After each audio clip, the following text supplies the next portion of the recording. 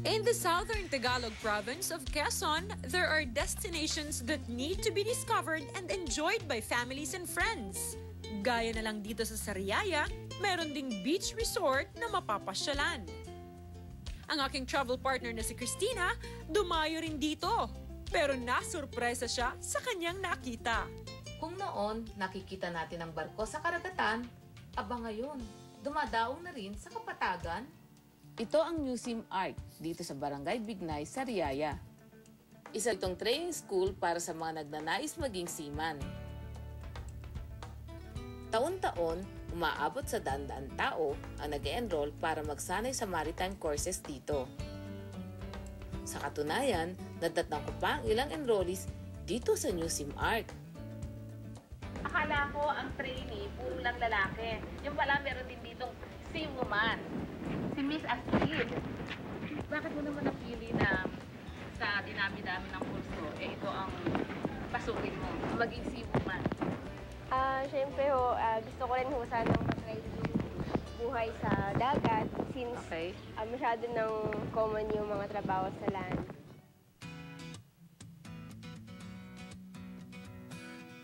Kumpleto ito sa lahat ng kagamitan para sa mga pagsasanay. Kaya kapag nandito ka, para ka na rin nasa loob ng isang tunay na barko. Nandito tayo ngayon sa boat deck na kung saan located yung ating lifeboat at saka yung free fall lifeboat.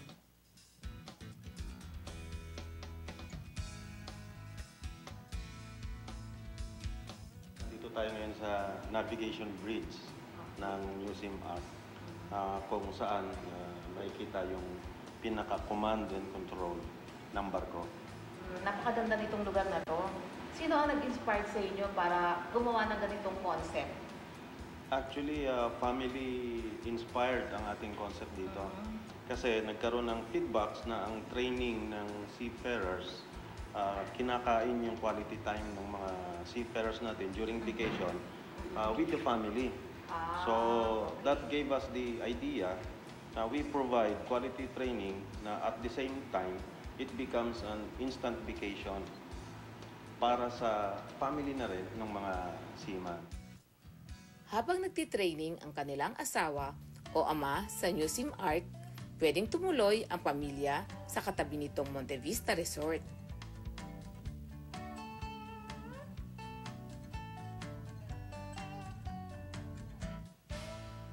Ang dahil ko nakitang napakagandang mga amenities. Merong spa, tapos meron pang playground ng mga bata, meron pang hanging bridge. Oh yes. Diba? At meron pang Lovers Island. Kanina nag-isip ako, bakit ang barko napunta sa kapatagan? Dapat ang barko, diba, humihinto at naglalayag sa tubig.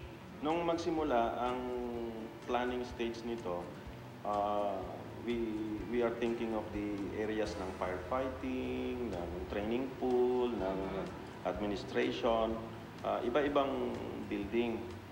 Until sa time na nasabi namin, bakit natin kailangan pag-iwa-hiwalayin kung pwede tayong maggawa ng isang buong structure na nandun lahat. Bukod sa pangunahing amenities, may restaurant at cooking facilities din dito. Napakasarap ng agahan natin, Oo, puro native, delicacies, mga all-time favorites ng Pilipino. So, kumusta naman madam ang inyong tulog kagabi? Nakatulog ako ng mahimbing. Sobrang komportable. Pangalawa, sobrang linis. Mabuti naman, kaya kung susunod na bakasyon ninyo, alam na ninyo. This portion is brought to you by New Sim Maritime Training Center. In New Sim, training becomes instant vacation.